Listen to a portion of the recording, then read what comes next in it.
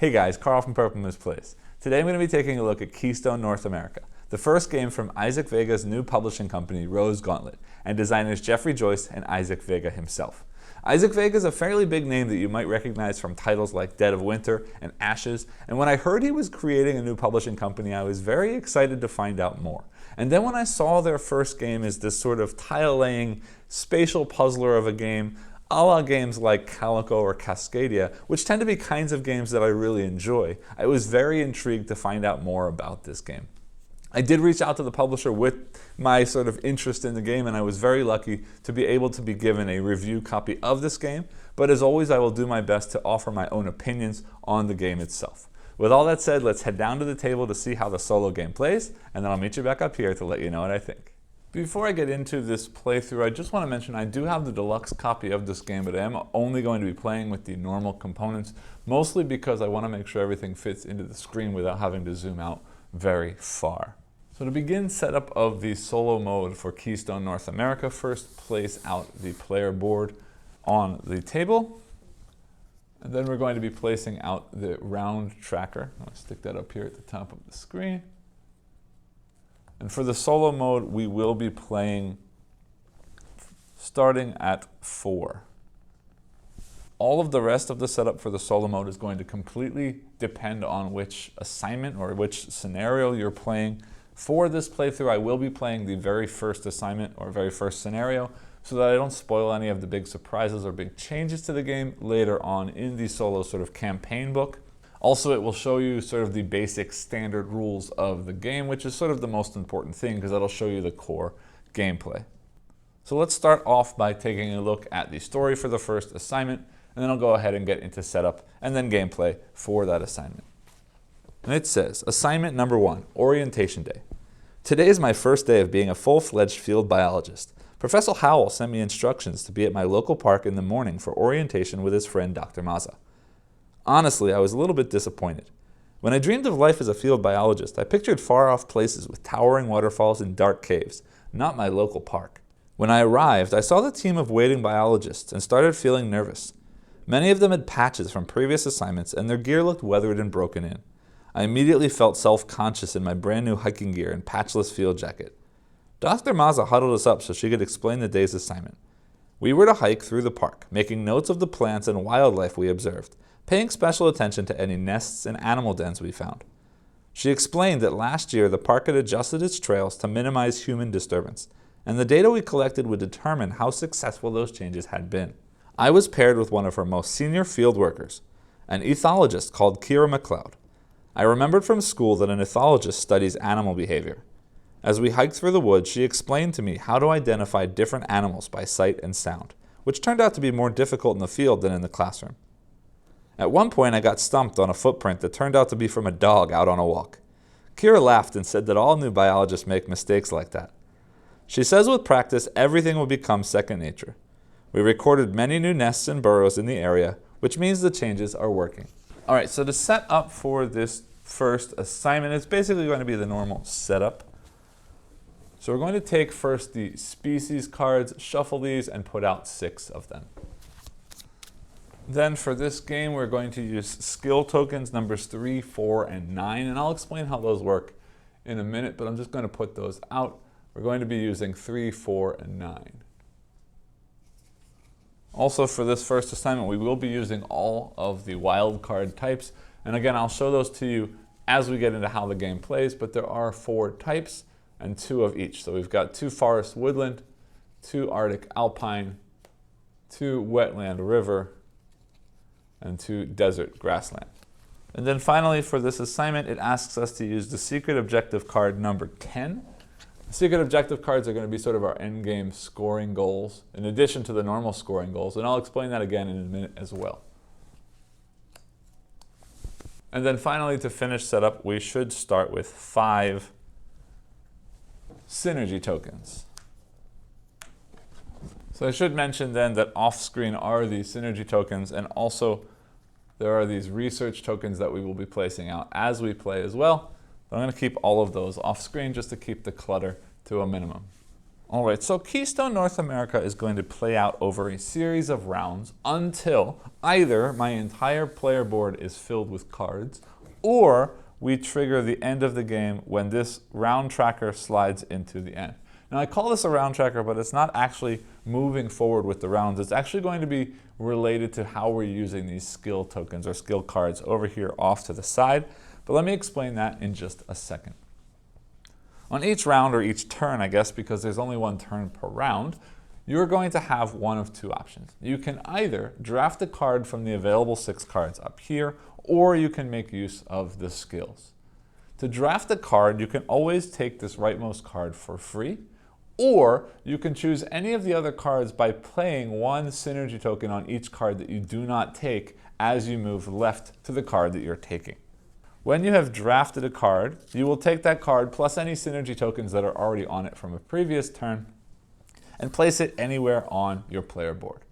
When you place the card on your player board, you are then going to receive a number of synergy tokens equal to the number of matching symbols on the cards that are adjacent to the card that you just played. So for example, if that card had been there and I played this rabbit here, I would score or take 1 synergy token for that orange symbol that's matching on those cards.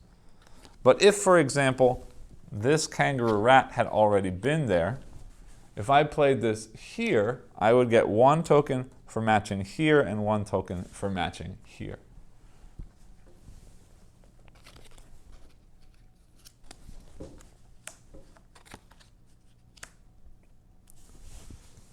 At the end of the turn, these cards will all slide over to fill in any gaps, and then we'll replace from right to left the open spaces from this deck.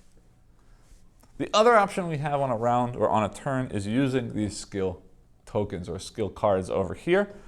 And what we're going to do is we can activate any of the face up, any one of the face up skills. Or as you use them, they are flipped upside down. We can, instead of using a face up token, use all of the face down tokens, flipping them back face up. So if we had used these two in previous 2 turns, I could use both of these. Or in the case of in previous 3 turns, we'd used all 3. I could use all 3 face down for 1 action or 1 turn. But when we use the face down and flip them back to face up, that is when this round tracker will move forward 1. So again, if this reaches the end of the track or we've filled in the entire player board with cards, that will trigger the end of the game. So let me explain what each of these does.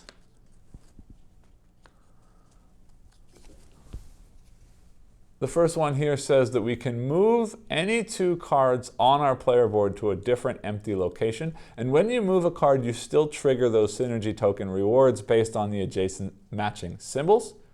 And you would also need to discard 1 card from the 6 available cards. This top action is always a possible action, but this one here is always required. So you could move up to 2 cards, and then you must discard 1 card. Now, when you see 2 like this on a single token, they have to be 2 different cards. This one will simply allow me to take 8 synergy tokens, and then I must discard 3 cards from the available cards. And this one here is going to let me place 2 of those research tokens that I showed you on a card with this symbol. And these are endangered species. So for example, here on the polar bear card, you can see that symbol right here. So if this card was on my player board, when I did this, I could place 2 research tokens on that card, if and only if there are not already research tokens on that card. And then also discard 2 cards from the display. Then on the back of these 3 tokens, I should show you that as well. This one would let me place a research on one research this time, on any endangered species card that doesn't have one. This lets me move 1 card, and this one would let me place 1 research token on any of these compass icons that we see on any of our cards. Again, that card must be a card that does not already have a research token on it.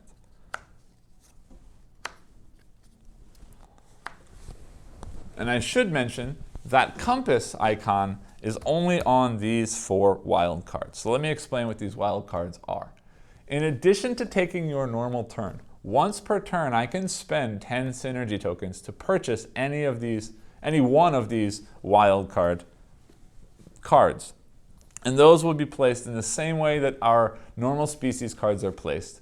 They will still trigger that sort of synergy token bonus that we get for matching symbols.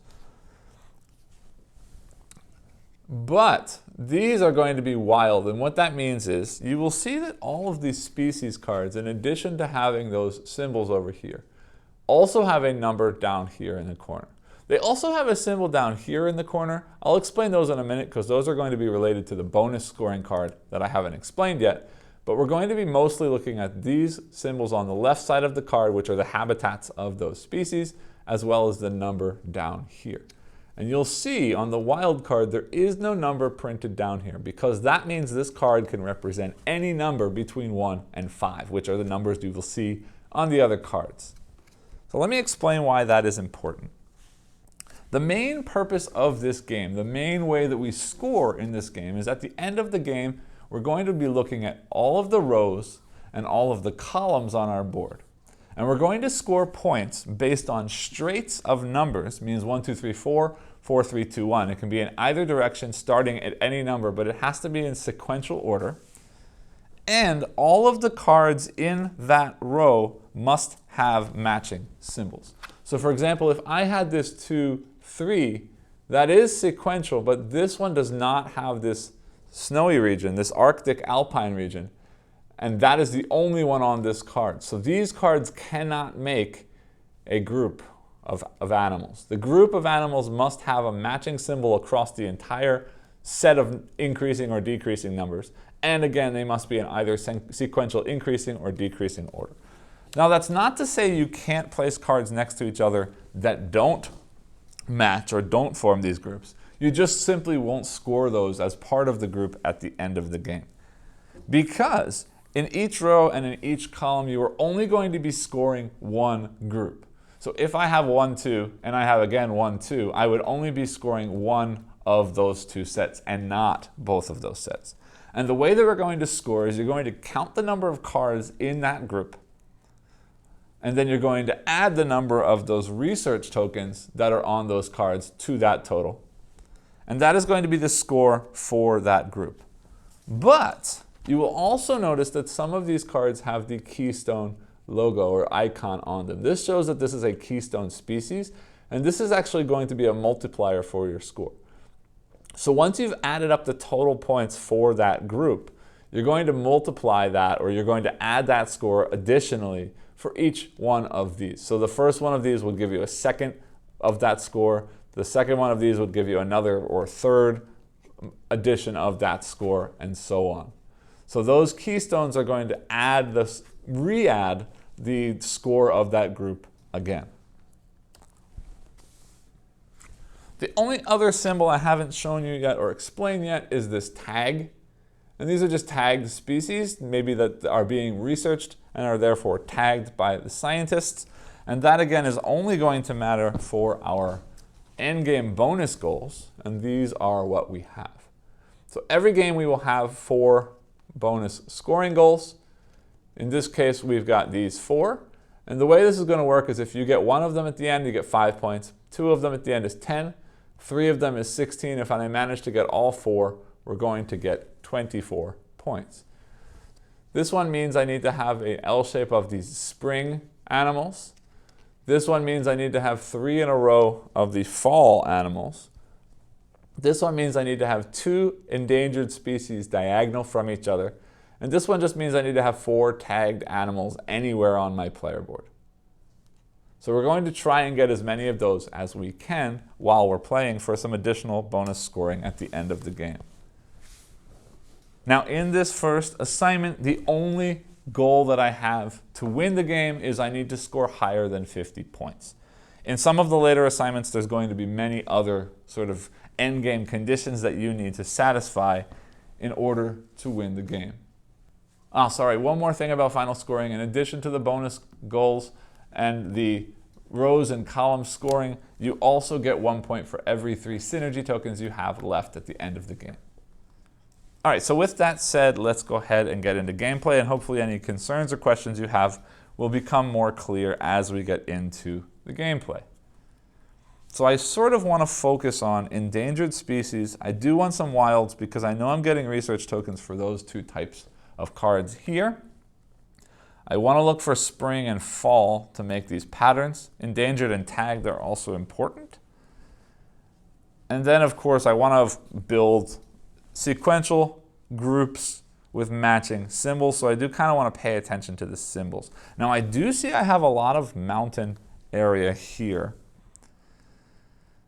but I don't really need any winter for this card. So I'm not too excited about those yet. I do see lots of orange here, and this rabbit has a lot of color, which is great. So I may jump right ahead and sort of wipe off some of the stuff from the board, but I'm going to start by taking this 4. And I know if I do 4, 3, 2, 1, then 1, 2, 3, 4, and 4, 3, 2, 1, and 1, 2, 3, 4, that works nicely. But then this is a 3, 2, 1, and this is just a 2, 1. So we are going to lose some stuff if we do that. So I might try for a 5, 4, 3, 2, and then that kind of pattern around the outside. And we'll see how that works out. We do have some movement opportunities here, so we'll move things around. I'm going to place that 4 right there. So then these all slide down. And I will apologize, I am playing on a intentionally sticky game mat, so I can't just slide them down. All right, so now I see that I have an endangered species. And I don't really care too much about these cards. Yes, that's a Keystone, but these are both Alpine only. And I don't really want that because I don't really have a ton of stuff that's going to feed off of that. I don't need winter. This tag would be nice, but again, that's kind of restrictive. So I'm going to avoid that. So I'm going to flip this skill, which lets me place 2 research tokens on an endangered species. So that one gets those. And then I have to get rid of 2 cards. So I'm just going to simply get rid of those 2 cards like that. And then we slide everything down.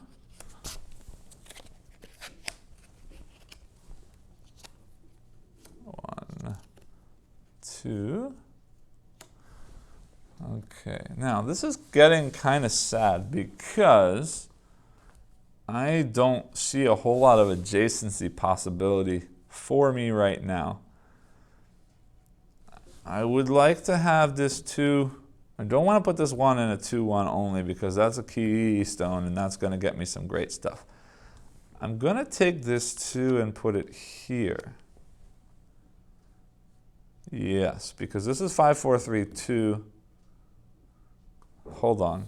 I think I like this 2 here better because it's going to give me more cross potential rather than just a single card. And this has a lot of different icons on it. So that's a good sort of cross path card.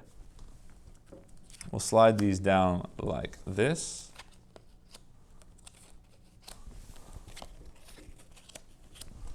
And flip again. Lots of Alpine coming out.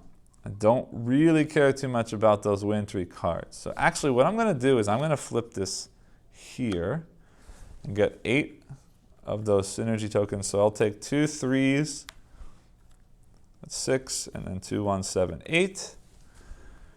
And now I have to get rid of 3. So I'm going to get rid of this sheep, this Arctic wolf, and this emperor goose because I do not care about those mountain regions this time.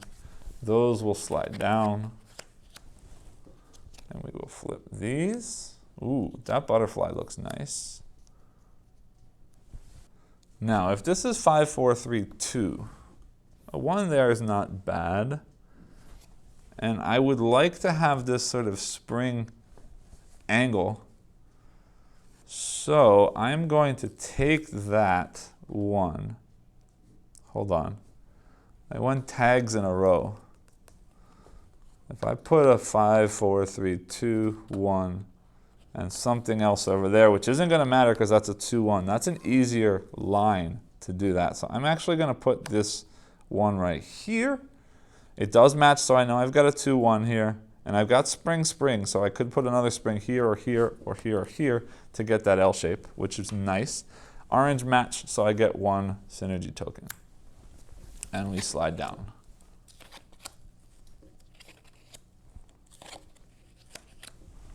And add. Oops, I didn't add one last time. 1, 2, 3, 4, 5, 6. Okay, I really want this 5 here. I would love both of those 3s here and here.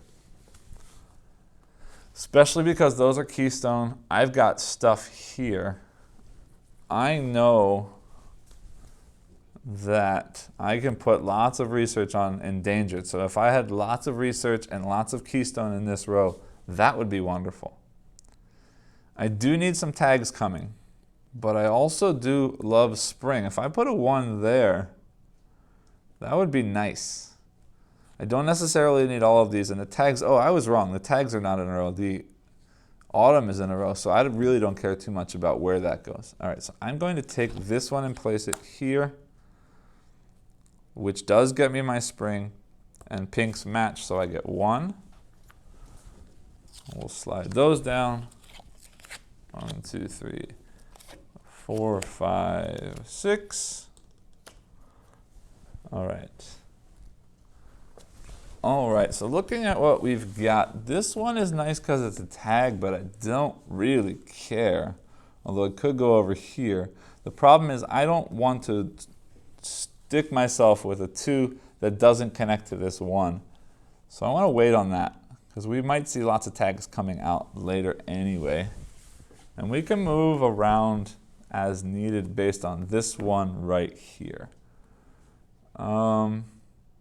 But just to push forward a little bit. I want that 5 and I want that 3, and I kind of want both of those 3s. So let's see what happens. Yeah, well, let's do this. I'll just show you how it works. I might pick them up later and get the synergy tokens first. So we'll place those 2 like that to take this wolf. And I will place that there, which is great because it's Keystone in 2 directions, which is wonderful. Those slide over. This flips. Now, I've got a little bit of a dilemma here. Ooh, that's a 3 with a thing on it. And this is pink all the way down. And if pink goes all the way down, here, it connects to that pink 1, which is great. So I might get that 3 for here. But this doesn't work. I need an orange or a pink here. But I can always swap this one here and put that monarch butterfly there. Yeah, let's do that. All right, I placed this 5, so I get 1 synergy token for the match. And that's exactly what I'm going to do. I'm going to flip this token over, which is going to slide this one here. And then, would I prefer that? I would. All right, so I'm just going to slide that, which means I don't really need any more 1s. I don't have any need for summer, so that's going to get is going to be my 1 discard, which means that synergy goes away. These all slide down. And that flips over. But I realized that was potentially stupid because now I lose the L spring, but that's okay because 5, 4, 3. Ooh, maybe I put that 3 there instead. I was looking for that endangered because I got lots of stuff that's scoring on endangered, but maybe I put that 3 here. Yeah. I think that might be what happens. But let's take this one and put that 1 there, which gets me that token back. These slide down again.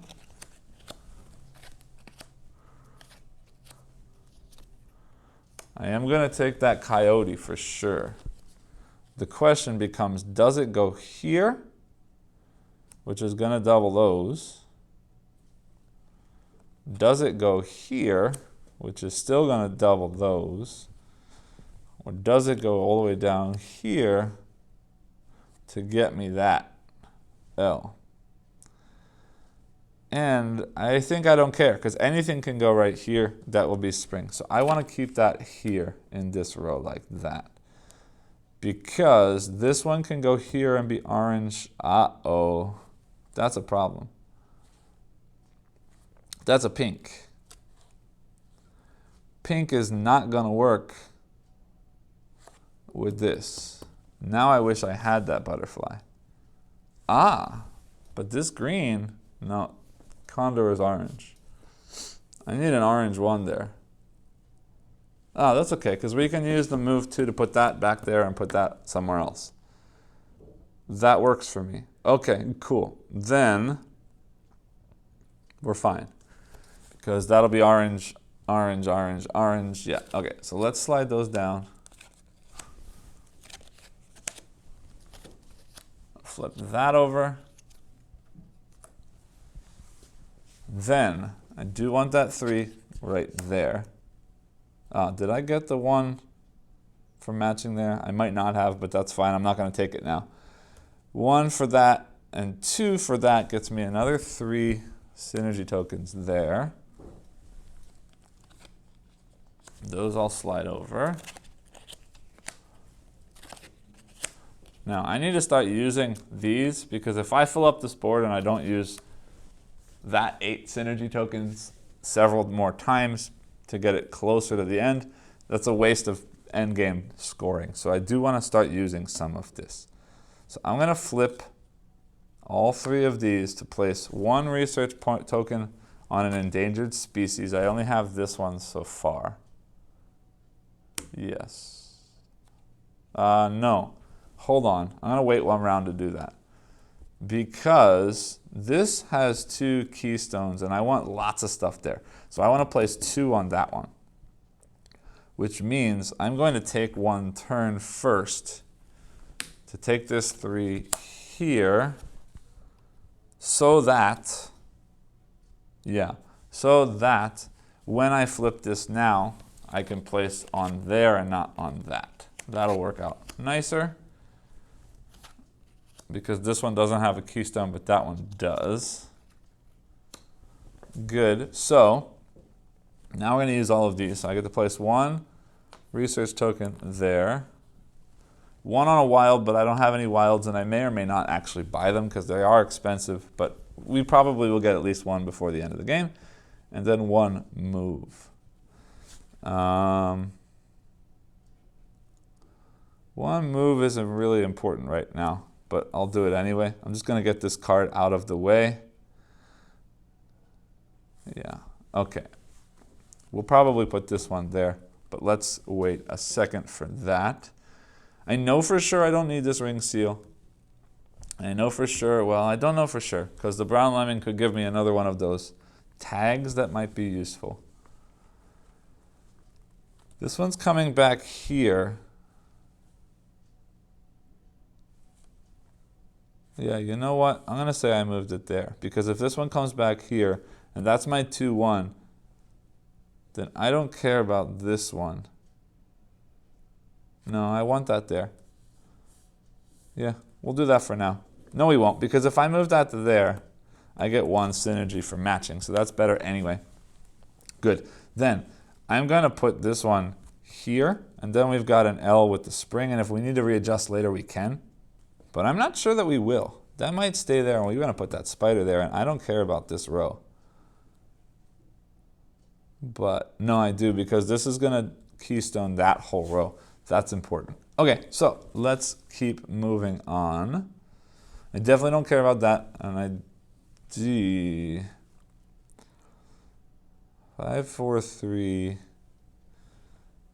I don't care about any more 3s, I think. So these 2 are safe to get rid of. So I'm going to flip that and place 2 research tokens here on the 5 and get rid of this card, losing the synergy, and this card. Slide that one there, like that and add 2 more cards. 1, 2. Now, this is going to get me more of those research tokens, which could be nice, but I want to have, all right, if this is coming here, then a 2 tag orange is great to have. Yeah. Okay. Then, do I care about any of those other things? This 2 pink is actually not a bad one here, but the problem is that 3-2-1 would work, but that kills here because this is orange and no pink. So, yeah, well, anyway, for now, I don't need that spider. So I'm going to do this move 2 to put that one there and that one there just so I remember what's happening. And I have to get rid of one, which will be that spider.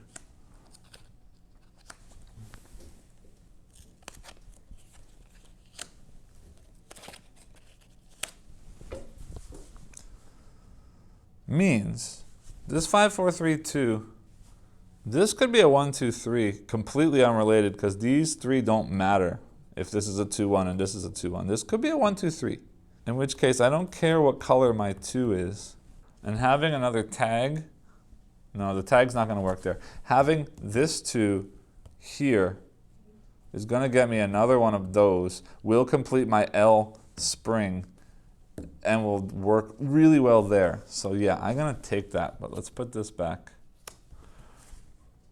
Do I need another 3? No. Do I need another one with a tag? A tag is nice to have. It could go there just to have another tag, because that would be 1, 2, 3, and all we need is one more tag. I think I've pretty much given up on 3 fall in a row, because I don't have any fall, and there's no, oh yeah, this one. If those were both fall, that's great, but I don't think that's gonna happen. Means, yeah, I want this one here, I want this one here. We're just gonna say, forget about this. It's a keystone though, and that kills twice. Yeah, no, I can't put that there. I need a 2 that's got an orange and a pink if I can find one. All right, then let's do this to get 8 of these. 3, 6, 7, 8. 1, 2, 3, 3. Whoops, 3. All right, so let's see what we've got here. I can't put a wild there because I need pinks in this row and orange or green in that row. I don't want a wild here because I do want that 2 with the tag that we were talking about. 3, 2, 1. That's pink, and that's not pink. I think we're going to move that somewhere. Yeah, I don't like that there. I want orange or green there because otherwise we're not going to get score for those or that extra group there. So that's going to move. Got to find a 1. Yeah, there you go. There's an orange 1 that also gets me endangered tag. Whoops, sorry. I forgot the first time I flipped them over from the back. That should have slid forward 1.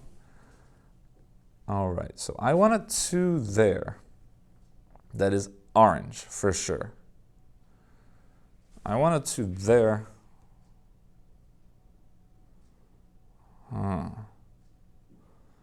A 2 there doesn't really need to be orange because this is pink. I just realized that that's kind of screwing me over. If I put this one here and move this one to somewhere where it doesn't matter, like here, we might be not so bad off. All right. In any case, I don't need that one. I probably don't want that one. I definitely don't need that one. I don't have any endangered, and I don't have any wild to play with right now, so we're going to hold off there. I want this 2 orange here. Do I want to flip and waste right now? Or do I want to, before I ended my previous turn, buy a wild card? What wild do I want to have somewhere? Could put a wild 2 there. But that would have to be orange or pink.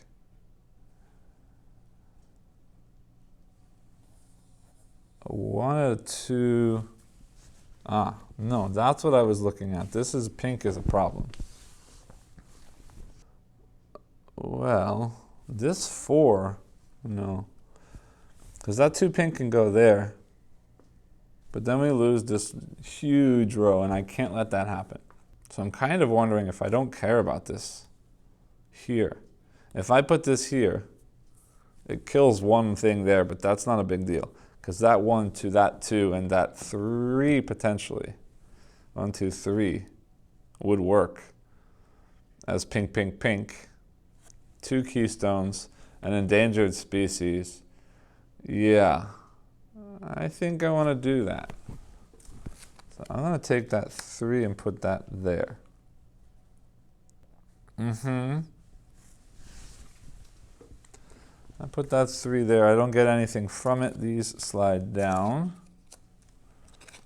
Now, I don't think I care about this whole wild situation anymore either.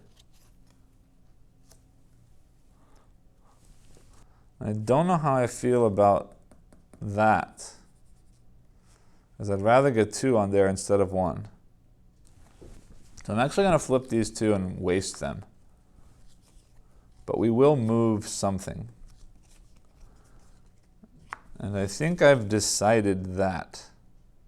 I need to get something out of the way. I don't see any 4s coming up right away, so I'm going to put this here because I can. We're back to where we were. I kind of like that tag just because it's a tag, but I don't need it right now. I do want that one. So I'm going to play that there. I might take this later to put this 2 right here, which gets me 2. I'm just going to flip one of these 1s to a 3 to add 2. Those slide down. This should move over 1 from that flip a minute ago. I still need a 4 there. I need a 2 that works here. 4, 3, 2, 1. This 3 isn't great. I can put an orange 2 there, which works this way and to that, but I lose this card. But do I care? Not particularly. This is pink down, which is a little bit of an issue. If it's orange down, I lose that. But I get this 5, 4, 3, 2 here. All right, well, I'm going to use this 2 move to put this one here, which gets me this 1, 2, 3, gets me my L. Then I need to either move this 1 or this 3. And where do I want to put it? Do we have any more endangereds coming? That's an endangered coming there. I don't like it. If I move this 1 out of the way, that's an endangered 1 that can go there to be orange. That's orange, that's orange. This 3 is in the way, and I don't like it. Yeah, I don't need this 3. I'm going to put this 3 here. So I move that there, which gets me 2. So I'm going to flip one of these to a 3. I move that there, which also gets me 2. So I'll flip another one of those to a 3. Then I need to get rid of 1 for the move, so that's gone because I don't have any interest in that card. These move like that, that. This flips like that. Now, if I move this pink away, I don't care, I'll put it there. Then this 2 works perfectly right there.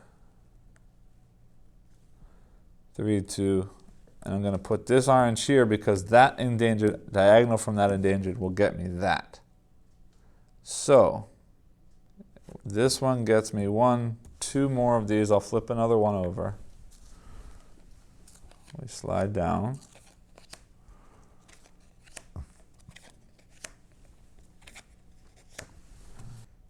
Flip a new one. All right, I want that 3. I'm going to want this, but I'll take it later. I want this 3 right here. Because if I can get a 4 that's orange or green, that works for me in this direction. This 3 right now is getting me 1, 2, 3 matches. Yes. These slide down. I need to be careful what I take and what I don't take right now because I need spaces to move things around. And I'm still searching for that 4, so that's fine. I'm going to do this to get 8, which gets me 3, 6, 7, 8, and I have to get rid of 3 cards. I want that one. I don't know about that one yet. That one's actually awesome because that can fit there if I can get a green 4. I'd like a green and orange 4. There's a green 4 right there, but that screws up this row. But we'll see on that. I don't need this one. I don't need this. That's a tag, but I don't need this one. And I don't need this 4. Let's say that for now. And we'll see what happens. Oh, wait. Yeah. No. What did I do? That 4 is a green and a blue. Yeah, I don't want that.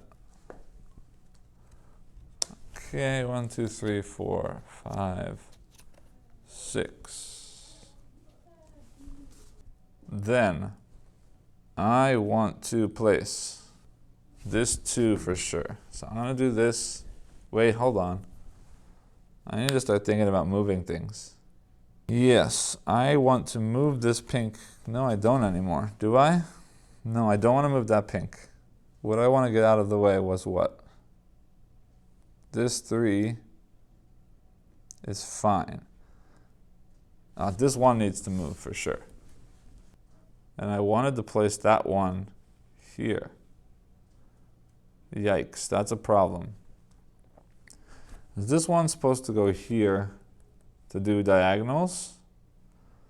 Means this one is just stuck in either of those places. 5, 4, 3, 2. Yeah, I want that 1 there to score this and this. Yeah. All right, so we have to move that. So this one is just in the way, but we'll figure out what to do with it. All right, so I definitely want this too, so I'm just going to go ahead and do that because there's nothing else going there. That gets me 1, 2 matches, so I'll flip one of these to a 3. And then those slide down.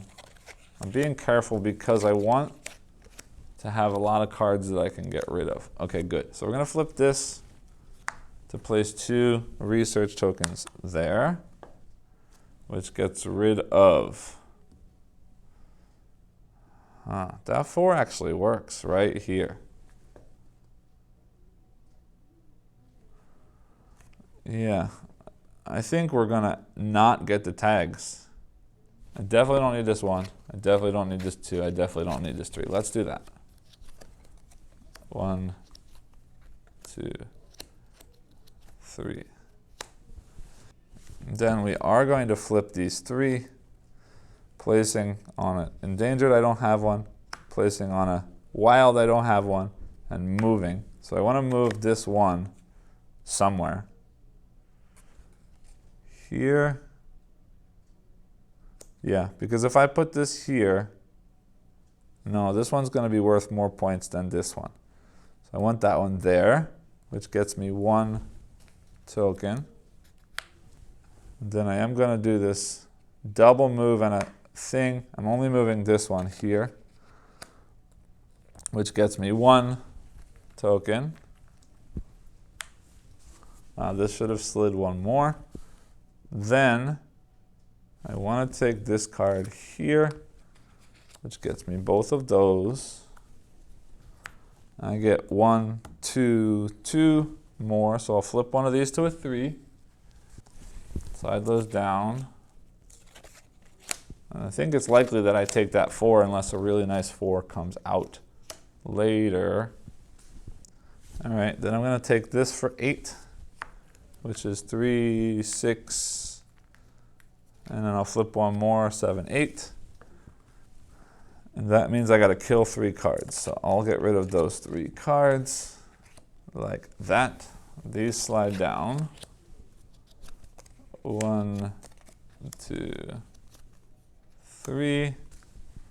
And then I am going to flip this just so that we can put 2 more research tokens out on that endangered card, which means I have to kill 2 more cards. I don't care which ones. And now we cross our fingers to see if we get a really cool 4 that comes out. Otherwise, we are done. Orange works better than green. No. Orange loses this one, green loses this one. Either way, this doesn't count. So this is longer, green is better. So I will take that card, place it right there. 1, 2, 3. And that is the end of the game. So now we go into scoring. Start with the first row. I've got 5, 4, 3. That one doesn't count. Orange, orange, orange. So we're starting with these 3. That's sad. Yeah, I didn't even think about that. Oh well. 5, 4, 3. That doesn't count. So 1, 2, 3, 4, 5, 6, 7, and 2 more keys. So 7, 7, 7 times 3 is 21 points for that row. Plus 4, 3, 2, 1. Green, green. No, no. So 2, we get 2 points. 3, 2, 1. Orange, orange, orange works. So we've got 1, 2, 3, 4, 5 points for that. Bottom here, I've got 1, 2, 3 in pink, which is 1, 2, 3, 4, and 2 keys. So 4, 8, 12 points for that one. Moving down the column, start here. 1, 1, 3, 3, nothing. 3, 2, 1. Orange, orange, orange works. So 1, 2, 3, 4, 5. Plus 5 is 10. 4, 3, 2, 1. Orange, orange, orange, nope. So these 3. 1, 2, 3, 4, 5. Plus 5, 4, 3, 2. Green, green, green, green works. 1, 2, 3, 4, 5, 6. And 6 is 12. So that's 67 points from this. Then looking back here, we do have the L-shape spring. I do have diagonal caution. I do not have 3 fall in a row, and I do not, I believe, 1, 2, yeah, I've only got 2 tags. So we've got 2 of these, which means we get another 10 points.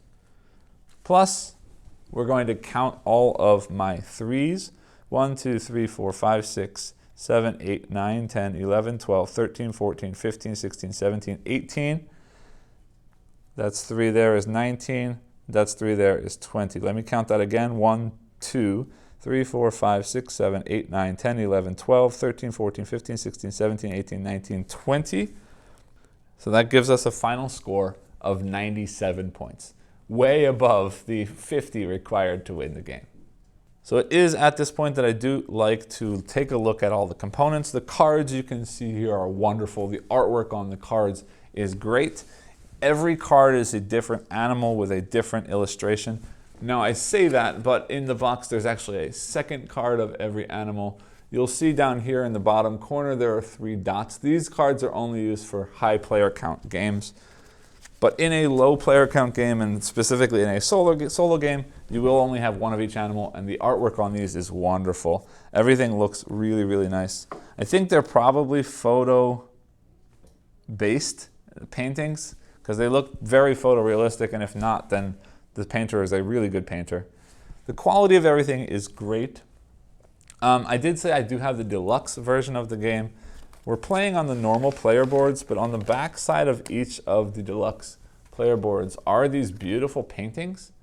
Now I will say, and I'll show the rest of them to you in just a second, I will say that I don't generally play on these sides of the board just because it's super busy, and it does make it a little bit harder to focus on which tiles are empty and what's going on the board. They are a little bit busy for my liking, but they are beautiful, and I do appreciate that they are blank on one side. So I can have the nice artwork and still have the blank player board on the back. They do fold up nicely to fit into the box. The game does come with this first player marker, which is just a token. It's nice. You will use this in some of the scenarios to mark things off. Let me show you the other 3 player boards just so you can see the artwork. They all are a different season. So here's a sort of winter mountainous region.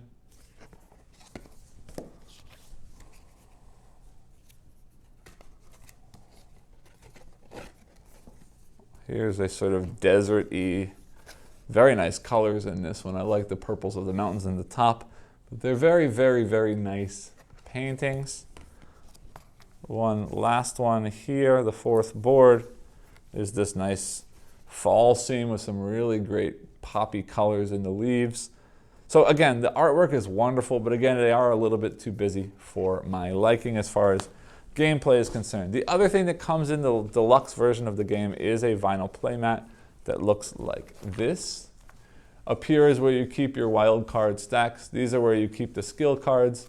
This is where your synergy tokens go, your research tokens go over here, the round tracker is built in, and all of these species cards are here. I do generally play with this while I'm playing the game, but it is fairly large, so I didn't want to try and squeeze everything on camera and zoom further out to make it hard to see, so I left that out for the playthrough, but I do really, really like this mat. Now the last thing that we've got that I do talk about is the insert, and there are a couple other components that I will show you now with the insert. The insert looks like this. So you see there is a score sheet in here. I generally don't use the score sheet just because it's really not that hard to add all the points together, but it is very nice that they give you one, and there's quite a few sheets there. So it is very nice to have. It fits very nicely into the insert there. The other thing you see here are these envelopes, and these envelopes are unlockable content, new cards that come out while you play through the solo campaign, and I'll talk a little bit about them or how I feel about them in my final thoughts. Otherwise, the species cards fit very nicely in here. The player boards fit very nicely in here. The books kind of just lay on top, but then there's also these two triangles that fit into the box. And what that does is the vinyl player board or the vinyl game mat rolls up and fits very nicely in between those two. And then you can keep the synergy tokens and the research tokens in these two wells like that with the game board on top, and everything fits very nicely into the box. Now, these things don't really fit flat. You see they kind of fall into the corners depending on how you put things into the box. So it could have been a little bit better if these were flat on the bottom instead of hollow on the bottom. But otherwise, this insert works very well. And the sort of quality of everything in this box is very, very, very nice quality. So I think it's a great production. Meet me back up top and I'll let you know what I think about the game itself. Welcome back. I hope you enjoyed the playthrough. Now before I do get into my thoughts on the game, I do just want to say that this first assignment that you did just see me play through in this video is not really representative of how the difficulty level of this game is going to be. You did see that I just cleared that 50-point threshold pretty easily and by quite a big margin. And I don't think I've ever gotten all that low. I think the first time I played this game on this first assignment was about a 63 or 64, somewhere around there. So I did easily beat this the very first time that I played, and the next few missions I did pretty well as well. That said, I have now played all the way up to assignment number 9. I've lost a few times along the way, but I will say that getting to now 8 and number 9, I did just fail my last play of 9 and I haven't been able to beat it yet. The difficulty level does sort of dramatically increase as you get into some of those later challenges or later assignments in the solo mode. So don't worry too much about the difficulty here. This first game that I showed you specifically because I didn't want to ruin any spoiler kind of stuff that comes out. The sort of excitement of seeing how the game changes and seeing what kinds of content. I showed you those envelopes that had unlockable content. I didn't want to spoil any of that for you in this video, and I also wanted you to be able to get a sort of idea of how the pure game itself plays through. So I wanted to show you this first assignment. So this is sort of just an introduction kind of scenario. And that sort of explains the scoring and so on, and I just wanted to make sure that you understood that up front. So with all that said, how do I feel about this game? As I've said in many of my videos, and as I said in the introduction to this video, I'm a big fan of this kind of tile laying, build a tableau of things that touch other things and score based on how they're touching and where they're placed and how they're placed and so on. And I think this game is one of the best at what it does. It's really, really, really interesting way that it works, that you're drafting these cards and you're sort of paying if you want to draft a nicer card, and then you're placing that card out on your player board, and not only is it scoring at the end of the game based on what it's near and how it's placed, it's also instantly giving you those synergy tokens based on adjacency. And you saw then that there are also these skill tokens that allow me to build extra points on things, but also in this case, the one that you saw in this playthrough, let me move the cards around, which means I could place a card down somewhere just to get a bunch of synergy tokens and then move it later to the place that I need it for end game. So this extra layer of sort of thinking in the moment about drafting good cards to make sure you have the cards that you need, but then later on sort of manipulating things to sort of make it the most efficient or make it the most matching shape or puzzle to match the end game goals that you're aiming for. And those skill tokens that you saw, we used 3 of them in this game. There are lots of different skill tokens. Many of them, as you saw, are placing those research tokens out on specific types of cards. Some of them are moving things around.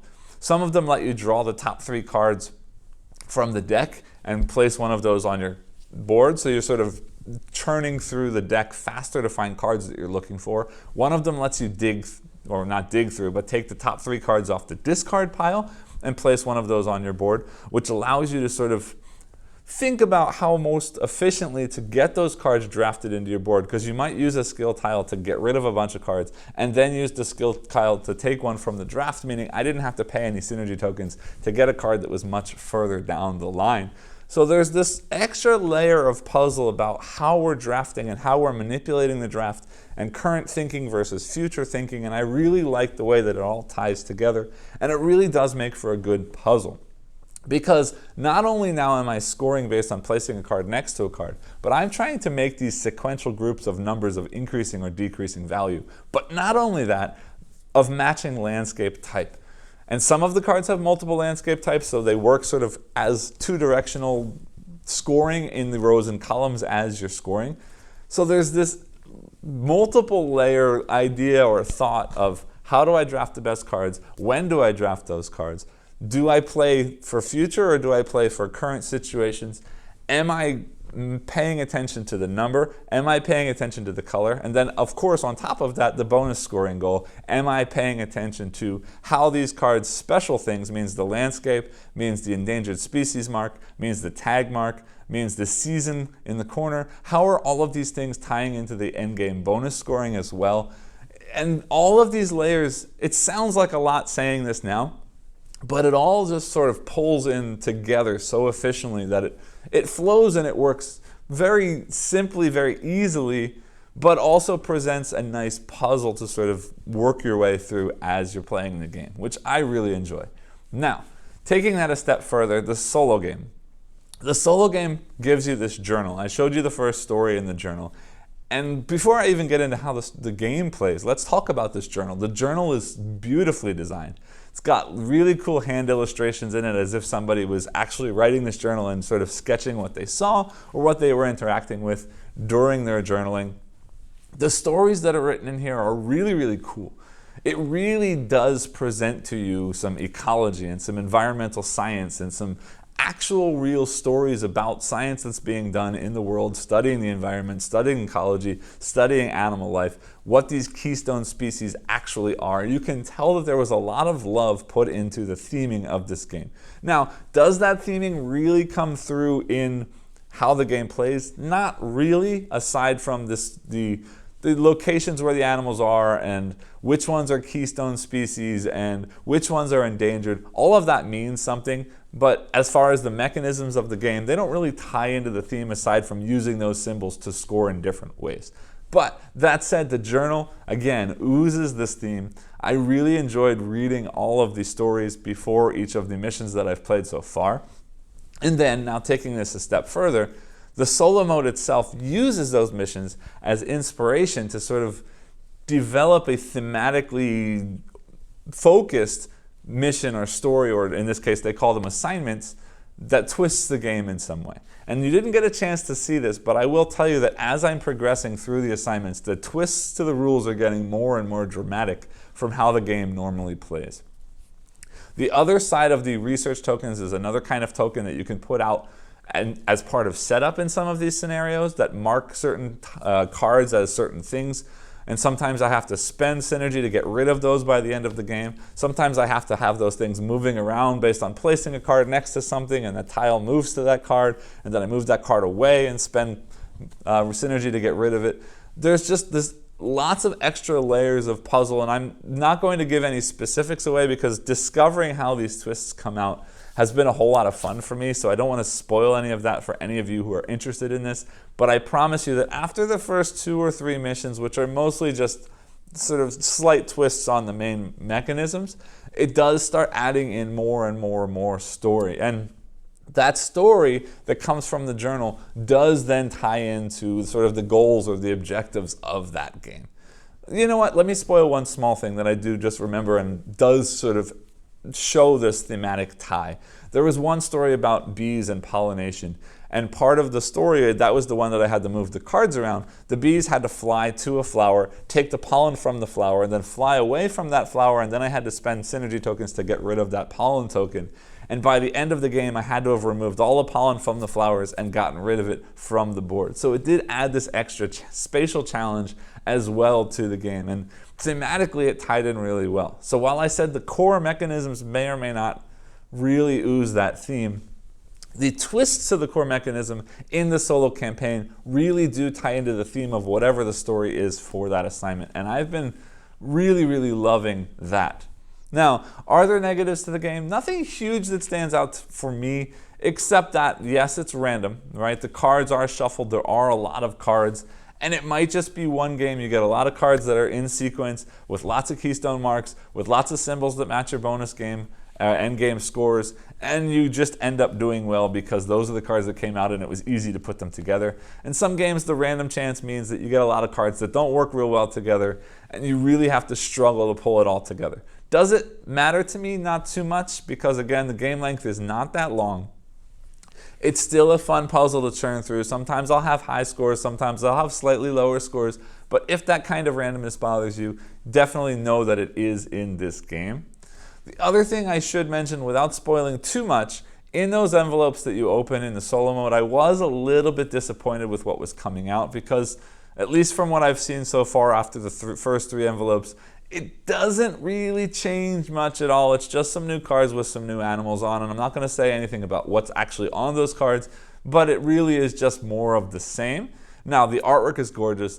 The animal variety in this game is really cool, so just to have more of that is nice, but it wasn't really surprising enough to me to sort of warrant the unlock secret envelope thing. And that might change as I get into later envelopes because I haven't gotten through them all. But in the first 3 envelopes, that's how I currently feel. We could have probably just had all of the cards, and then in sort of the setup for that assignment, say, pull these 5 cards or pull these 10 cards out of the deck. But that is what it is. It's still fun to open something and get something new that you didn't already have before, so I can't fault them for that. Overall, though, this game is a very nice package. It is a beautiful production. It looks great. It feels great. The pieces are very nice quality. The theme is very cool. This is a very interesting twist on sort of the environmental story. I hadn't really ever heard about a keystone species, and I'm learning quite a bit as I go through the story in the journal, so that makes me happy, especially as a science teacher. Yay on science, yay on ecology, yay on environment. And yay on the mechanisms in this game. I am a sucker for these kinds of spatial, build a tableau, score based on placement kind of games. And this one gets a big approval from me. I enjoy this quite a bit. If you do like these kinds of games, I definitely recommend you check it out. If you like this video, as always, please remember to like, subscribe, and click the bell icon below. And I'll see you all next time. Thanks.